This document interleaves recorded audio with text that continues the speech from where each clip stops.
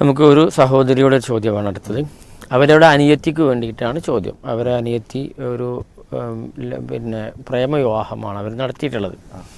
അപ്പോൾ ആ വിവാഹത്തിൽ അവരെ കൂടെ പഠിച്ചൊരു ആളുമായിട്ടാണ് വിവാഹം. മക്കളൊന്നും ആയിട്ടില്ല. പക്ഷേ അവരെ വീട്ടിൽ എന്ത് ചെയ്യുന്നുണ്ട്, അവളുടെ ഭർത്താവിൻ്റെ ഉമ്മയും അവളും തമ്മിൽ പ്രശ്നങ്ങൾക്ക് പല കാരണങ്ങളും ആവുന്നുണ്ട്, പല പ്രശ്നങ്ങളും ഉണ്ടാകുന്നുണ്ട്. ഒരു നിലക്കും അവർ ഒത്തുപോകുന്നില്ല. എന്നാൽ ഇവർ തമ്മിലുള്ള പ്രശ്നങ്ങൾ, ശാരീരിക ഉപദ്രവങ്ങൾ വരെ അങ്ങോട്ടും ഇങ്ങോട്ടും നടക്കുന്നുണ്ട്. ഇപ്പോൾ വീട്ടിലെ മറ്റംഗങ്ങളൊക്കെ ഈ ഒരു പ്രശ്നത്തിൽ ഇടപെട്ടുകൊണ്ടിരിക്കുകയാണ്. അപ്പോൾ ഇവൾ ചോദിക്കുക, അനിയത്തിൻ്റെ ഈ വിഷയത്തിൽ അവളോട് ഡിവോഴ്സ് ആവശ്യപ്പെട്ട് അല്ലെങ്കിൽ അവനെ ഒഴിവാക്കിയിട്ട് അങ്ങനെ പോരാൻ പറ്റുമോ?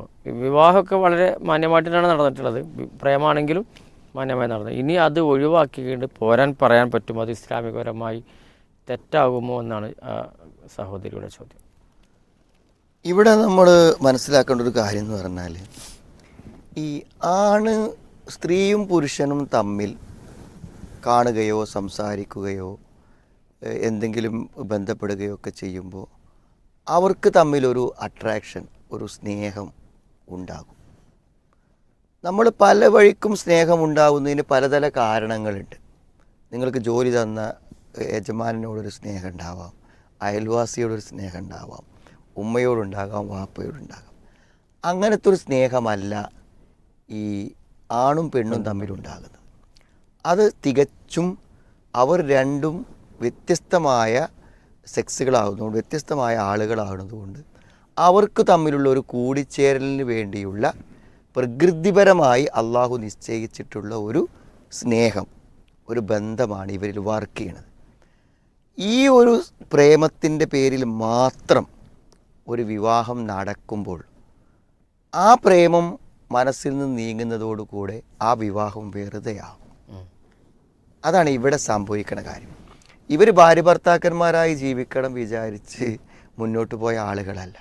ഒരു പ്രേമത്തിൽ എന്ത് ചെയ്തു, അവർക്ക് മനസ്സടുത്തു പോയി വിവാഹം കഴിക്കണം തോന്നി കഴിച്ചു. അതുകൊണ്ട് തന്നെ ഇനി അയാൾക്ക് അവൾ അത്ര അത്യാവശ്യമുള്ള ഒരാളല്ല.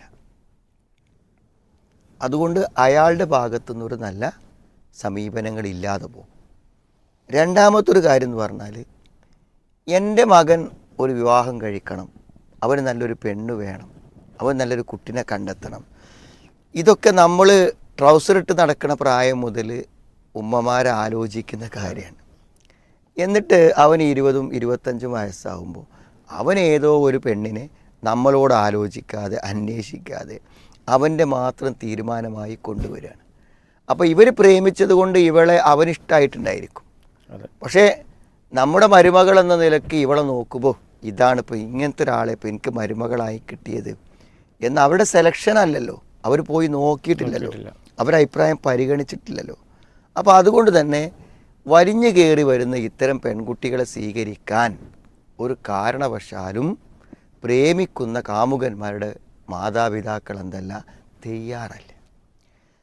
തയ്യാറായ അറേഞ്ച്ഡ് മാരേജിൽ തന്നെ മരുമക്കൾ വലിയ സന്തോഷമില്ലാതെ അവഗണനയോടെ ജീവിക്കുമ്പോൾ ഈ ഒരു താല്പര്യമില്ലാതെ വലിഞ്ഞു കയറി വന്ന പെൺകുട്ടികൾക്ക് അവിടെ പ്രയാസങ്ങൾ ഉണ്ടെന്ന് പറയുന്നതിൽ എന്തർത്ഥമാണ്? അതാണ് ഈ സഹോദരിയുടെ പ്രശ്നം. ഇത് ഇത്തരത്തിലുള്ള ഒരു പ്രേമം കൊണ്ട് ഒരു തെറ്റ് നമ്മൾ ചെയ്യുമ്പോൾ ആ തെറ്റ് നമ്മുടെ ജീവിതത്തിൽ ഉണ്ടാകുന്ന പ്രത്യാഘാതങ്ങൾ വരും. ഇപ്പം എന്താണ്, വിവാഹത്തിന് വേണ്ടി എല്ലാം ത്യജിച്ചിറങ്ങി പുറപ്പെട്ട ആ സഹോദരി ചോദിക്കുന്നത് തിരിച്ചു പോരാൻ മാർഗമുണ്ടോ എന്ന്. പക്ഷെ നമ്മൾ ഉപദേശിക്കുക എന്താണ്, ഇത്തരം വിവാഹങ്ങളിലേക്ക് എത്തിപ്പെടുമ്പോൾ തന്നെ പോണ്ട, ഇങ്ങനത്തെ ബന്ധങ്ങൾ വേണ്ട എന്നാണ് പറയുക. ഒരു സഹോദരി പറഞ്ഞു, അവർ +2 പഠിക്കുന്ന സമയത്ത് ഒരു പയ്യൻ അവർക്ക് ഇഷ്ടമായി. അപ്പോൾ അവരെന്ത് ചെയ്തു, മുന്നോട്ട് പോയി. പക്ഷേ അവർക്ക് വിവാഹം കഴിക്കാൻ സാഹചര്യമില്ല, രണ്ടാളും ഏകദേശം ഒരേ പ്രായം. അങ്ങനെ അവളെ എന്ത് ചെയ്തു, വേറെ കല്യാണം കഴിപ്പിച്ചു വിട്ടു. അവളുടെ മനസ്സിൽ ഈ കാമുകനുണ്ടായിരിക്കും. അങ്ങനെ മാതാപിതാക്കളുടെ നിർബന്ധത്തിന് വഴങ്ങി അവർ വിവാഹം കഴിച്ചു. അവർക്ക് കുട്ടികളായി, അവരൊക്കെ വളർന്നു വലുതായി. പക്ഷേ മനസ്സിൽ ഈ കാമുകനുണ്ടായിരിക്കെ ഈ ഭർത്താവിനെ അവരൊരിക്കലും ഇഷ്ടപ്പെട്ടില്ല. അതുകൊണ്ട് അയാളിൽ നിന്നും തിരിച്ച് നല്ല പ്രതികരണങ്ങളൊന്നും ഉണ്ടായില്ല. പക്ഷേ മറ്റേ ആൾ വേറെ വിവാഹമൊക്കെ കഴിച്ചതുകൊണ്ട് ഇവരിവിടെ ജീവിക്കാൻ നിർബന്ധരായി. ഇപ്പോൾ വർഷങ്ങൾ കഴിഞ്ഞു, 10-30 കൊല്ലങ്ങൾ കഴിഞ്ഞു. മനസ്സിലല്ലേ? ഇപ്പോൾ അവർ സംശയം ചോദിക്കുകയാണ്. എന്താ അവരുടെ സംശയം എന്നറിയും? എനിക്ക് ഇയാളിലൊരു ജീവിതം കിട്ടിയില്ലല്ലോ, അപ്പോൾ എനിക്കിനി മരിച്ചു പോയാൽ പഴയ കാമുകൻ്റെ കൂടെ ജീവിക്കാൻ പറ്റുമെന്നാണ് എന്ത് ചെയ്യണത് ചോദ്യം. നിങ്ങൾ ആലോചിച്ച് ഒരു അവിഹിതം +2 ഒരു അവിഹിത ബന്ധമുണ്ടായതിൻ്റെ പ്രത്യാഘാതം, അയാളെ കിട്ടിയില്ല, അതുകൊണ്ട് അയാളെ കിട്ടിയില്ല എന്നുള്ള വേദന, വേറൊരു ഭർത്താവിൻ്റെ കൂടെ മനസ്സമ്മതമില്ലാതെ ജീവിച്ചതിൻ്റെ പീഡനം, അയാൾ ശാരീരികവും മാനസികവുമായ എല്ലാ കാര്യങ്ങൾക്കും അയാൾക്ക് വഴങ്ങി കൊടുക്കുന്ന ഇഷ്ടമില്ലാതെയല്ലേ അതിൻ്റെ പീഡനം. എന്നിട്ട് ഇത്രയൊക്കെ കാലം കഴിഞ്ഞിട്ട് വീണ്ടും ആ ചാറ്റിങ്ങും ബന്ധങ്ങളും പുനഃസ്ഥാപിക്കത്തിലും ഒരു തെറ്റു പറ്റിയിട്ട് അതിന് തൗബ ചെയ്ത് മടങ്ങുന്നതിന് പകരം ആ തെറ്റിൻ്റെ വഴിയിൽ സഞ്ചരിച്ച് അവസാനം ആ തെറ്റോടുകൂടെ മരിച്ച് സ്വർഗത്തിൽ അയാളെ കിട്ടുമോ എന്ന് ചോദിക്കുന്ന ഒരു സ്ഥിതിവിശേഷത്തിലേക്കാണ് പ്രേമം എത്തിയത്. അപ്പോൾ ഇവരെന്ന് അനുഭവിക്കുന്നത് പ്രേമത്തിൻ്റെ പ്രത്യാഘാതങ്ങൾ മാത്രമാണ്.